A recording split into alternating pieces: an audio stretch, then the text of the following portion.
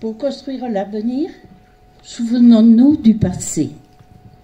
Il ne reste plus beaucoup d'anciens dont je fais partie, ayant vécu cette période de la dernière guerre mondiale.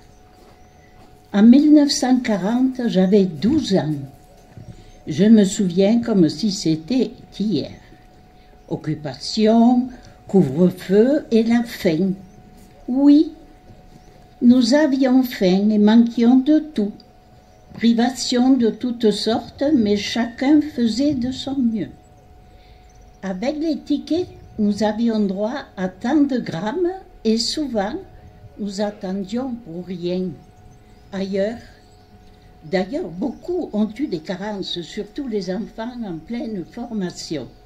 Ailleurs, nous le savions, d'autres incarcérés souffraient en silence. Ne jamais oublier et transmettre pour qu'un jour nous soyons en paix avec nos voisins frontaliers et nous aimer sans baisser la tête. Des souvenirs nous reviennent, ceux de nos aïeux qui voulaient nous rassurer et dont on se moquait un peu. Nous écoutions en cachette, ici Londres, les Français parlent aux Français. Ces quelques mots, c'était de l'or. Le moral était meilleur. Le général de Gaulle nous encourageait. Résistez, résistez. Enfin, le jour J, tant attendu, est arrivé. Avec un grand V. Ce fut une journée historique inimaginable. Par la mer, des bateaux chargés d'hommes de toute nationalité venus nous libérer. Oui, ils sont venus, mais ce fut un carnage, ne pas oublier. J'aime Vendargue où je suis née, et lorsque les cloches sonnent très fort, je me souviens du jour où elles ont sonné partout, à toute volée, pour nous dire que bientôt nous serions libérés. Prévenu que l'armée française dirigée par Delattre de Tassigny ralentirait à Vendargue sur la nationale, vivas et drapeaux pour les accueillir et applaudissements. Certains sont montés sur leurs engins pour leur faire la bise, rien de mal. Cigarettes, chewing-gum, un peu de chocolat, si je me souviens, j'en ai eu un morceau. Puis les prisonniers rentrent chez eux. Ils n'étaient plus les mêmes. Toutes ces années de privation. Il nous a fallu des mois et plus pour que notre France se relève. Le frère de ma maman, Marcel Moulin, faisait partie des prisonniers et un cousin, Raymond Durand, en travail obligatoire en Allemagne, sont rentrés avec des séquelles. Il restait 2 canons.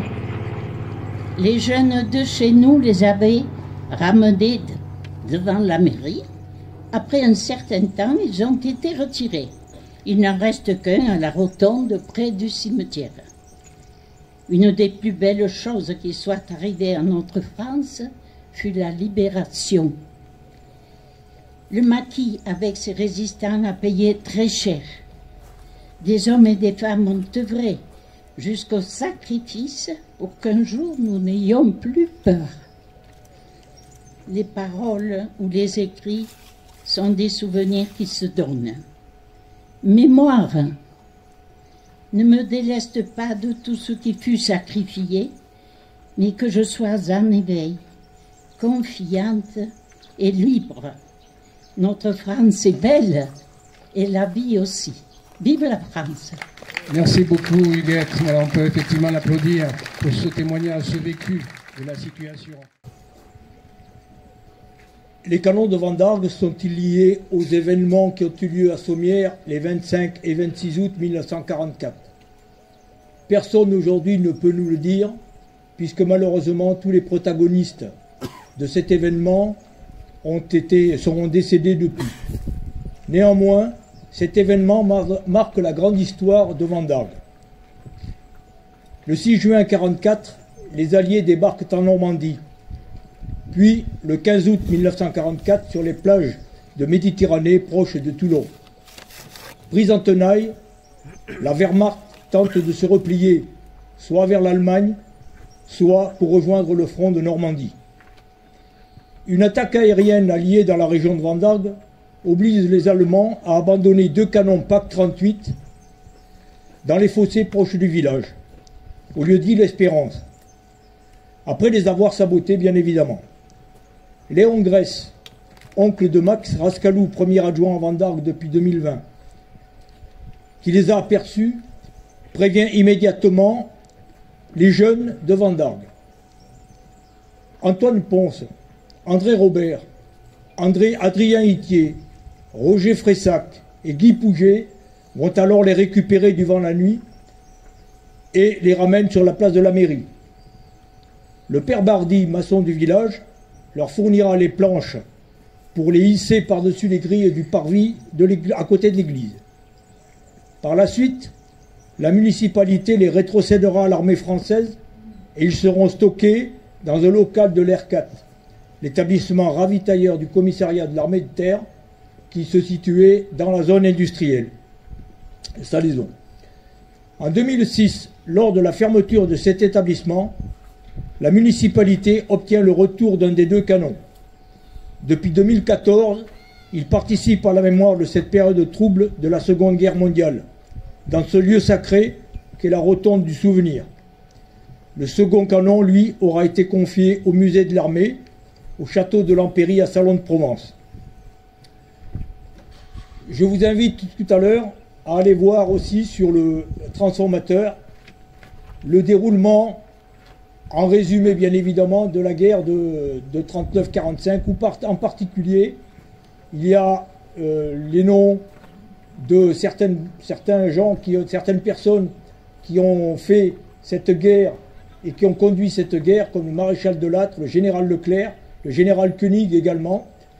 Et puis aussi une pensée pour nos prisonniers, nos déportés et également nos vaillants Français qui ont refusé le STO et malheureusement ceux qui n'ont pas pu faire autrement, qui sont allés au STO. Ils méritent quand même d'être reconnus aussi aujourd'hui. Merci.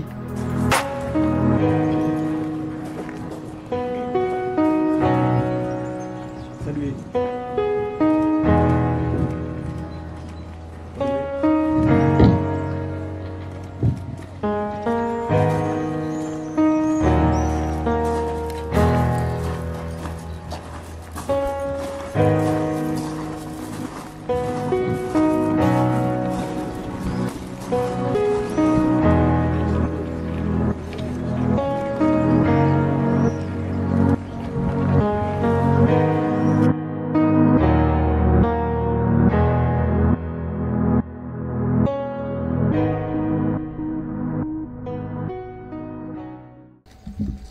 Monsieur le Président de Mémoire de Vendargue, Mesdames et Messieurs les porte-drapeaux, Monsieur le représentant de la gendarmerie, Mesdames et Messieurs les représentants du corps des armées, les enfants du conseil municipal des jeunes, et bravo pour votre présence toujours aussi nombreuse, pour la scénette que vous avez réalisée également, puisqu'il y a quand même des rôles qui sont plus faciles à jouer que d'autres, mais gardez en mémoire que dans la vie, c'est tout le temps important de s'asseoir autour d'une table et de discuter. Et si aujourd'hui on vit dans le monde qui est le nôtre, très certainement que ce moment a été très marquant.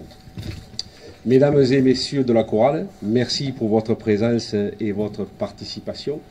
Mesdames et Messieurs les élus, Mesdames et Messieurs les présidents d'associations, Mesdames et Messieurs, à vos grades et fonctions, Mesdames et Messieurs et chers amis, écoutez, très heureux de partager cette matinée avec vous, très heureux que l'on se retrouve aussi nombreux dans cette rotonde du souvenir. Alors cette rotonde avec Pierre Dudieuzère, avec l'équipe municipale de l'époque, on l'avait souhaité, Jean-Paul Finard l'a réalisé, et puis depuis cette date, on a cessé de l'enrichir. Alors ça a été dans des circonstances tragiques, la stèle en mémoire du colonel Bertram et des victimes du terrorisme, puis ça a été, alors là, de manière un petit peu plus historique, ça a été la terre qui a été offerte, qui vient de Verdun, qui a été offerte par le père Chanliot, que j'excuse. Ça a été un exemplaire de l'appel du 18 juin, ça a été l'explication qui est à l'entrée de la rotonde, et ça a été plus récemment la vasque du souvenir que l'on a allumée tout à l'heure. Et puis aujourd'hui, eh bien, peut-être que ça aurait dû être fait depuis longtemps, mais on va inaugurer cette stèle en mémoire des 19 prisonniers de guerre, alors recensés à ce jour de Vendargues. On a pu en oublier, et c'est là où on a besoin de toutes vos connaissances si c'était le cas. 19 prisonniers en présence de leur famille, à qui rien n'a été épargné. Et rien n'a été épargné, puisque en 1939, pour défendre leur village, leur commune, leur famille, la France, ben, ils prennent les armes. Ils prennent les armes pour arrêter l'envahisseur. Et puis, ce funeste 22 juin 1940, il y a la signature de cet armistice, encore plus dégradante, puisqu'elle est réalisée à la demande des Allemands dans le wagon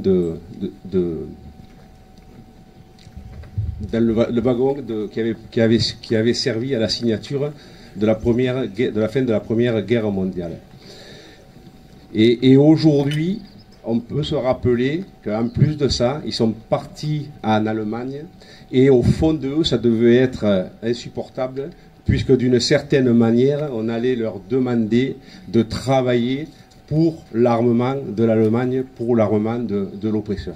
Ils étaient 1 850 000.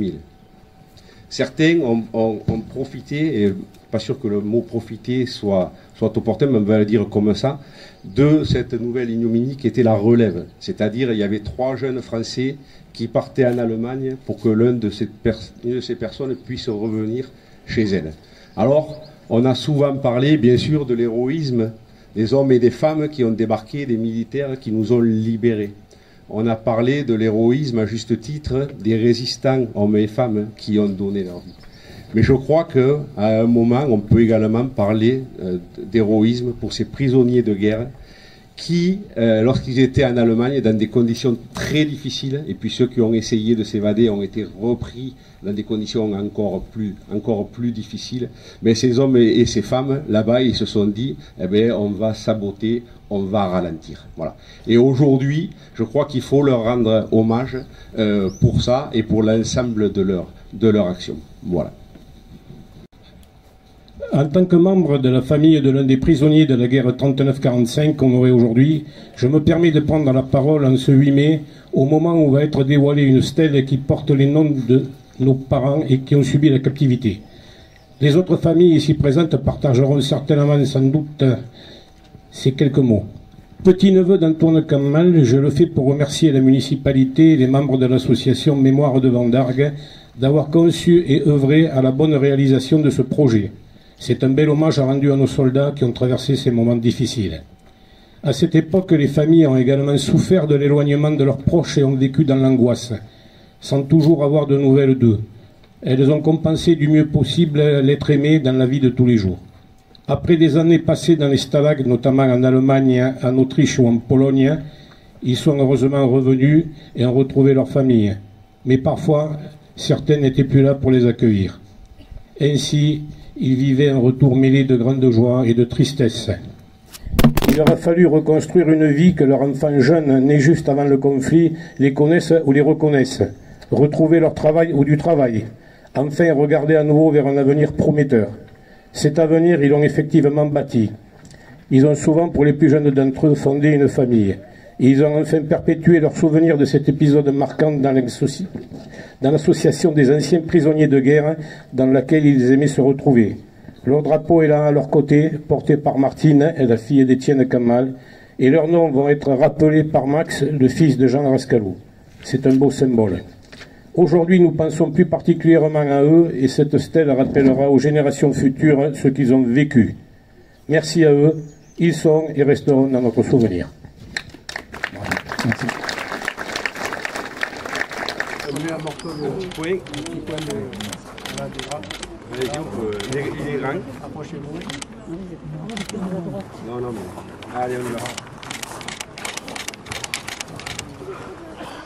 On peut applaudir le dévoilement de la stèle au nom des prisonniers.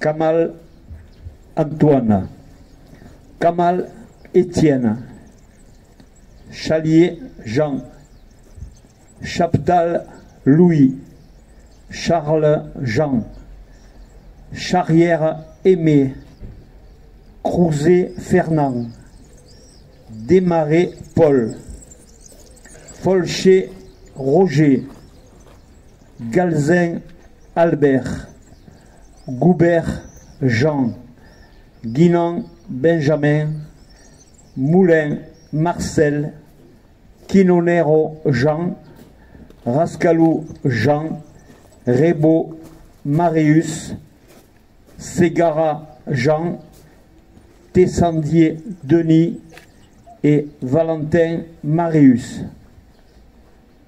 Dans ce camp mauvais, sauvage, entouré de murs de fer, il nous semble... Bien, mesdames et messieurs, ça fait donc 80 ans que les citoyens français se réunissent chaque 8 mai 1945 pour fêter, pour commémorer la fin de la Seconde Guerre mondiale. Et bien évidemment, s'il y a un côté strict, un côté cérémonial, en 1945, ce qui était également important, c'était la liesse, c'était la joie qui était dans les yeux, dans les comportements de toutes et de tous. Et c'est pour ça qu'aujourd'hui, on vous a distribué des drapeaux tricolores. C'est pour ça également que la rotonde a été aménagée en ce sens. Et bien évidemment, il faut tirer le bilan. Le bilan, c'était 6 ans de guerre. Le bilan, c'était 20 millions de morts. Et puis arrive l'espoir. Alors l'espoir, on peut dire que depuis le débarquement de 1944, dans certaines communes, dans certaines régions, on avait commencé à festoyer autour de ça. Il y a eu malheureusement des lendemains qui ont déchanté, comme on dit, cher Bernard, et notamment dans ton Limousin si cher à tes yeux. Et puis, on était sûr que quand l'on arrivait au 8 mai 1945, alors très exactement, il y a eu 2 signatures, ça a été dit tout à l'heure, il y en a eu une le 7 mai à Reims et une dans la nuit du 8 mai en Allemagne. Et il y avait beaucoup d'espoir également. Il y avait l'espoir de voir revenir le mari, le fils, l'oncle qui avait été prisonnier de guerre. Et surtout, comme l'a dit Madame Nuris tout à l'heure, comment on allait les retrouver. Il y avait l'espoir de voir cette connaissance, ce voisin peut-être qui était résistant et qui avait été raflé. Allait-il revenir ou pas? Le futur allait le dire. Il y avait peut-être également l'espoir de voir ce voisin juif qui avait subi le même sort. Donc je crois que c'est très important de se souvenir, ce devoir de mémoire, il faut le perpétuer. Et puis pour prendre une phrase des 2 ministres dans le discours qui va être lu par les enfants du conseil municipal des jeunes, mais je crois que les rayons de la gloire de ces hommes et de ces femmes qui se sont sacrifiés pour que l'on puisse vivre dans un monde qu'ils souhaitaient meilleur, mais on les retrouve dans le drapeau national, on les retrouve dans ces 3 couleurs, dans ce bleu, dans ce blanc et dans ce rouge. Vive Van Dargue, vive la République et vive la France. Liste des Vandargois pour la France lors de la guerre 1939-1945, figurant sur le monument aux morts. Jean Bocquier, Augustin Bulangès, Henri Gaillard et Gérard Perret. Aux armes citoyens, formés au bataillon, marchons, marchons, plein sang impur, à de nos sillons,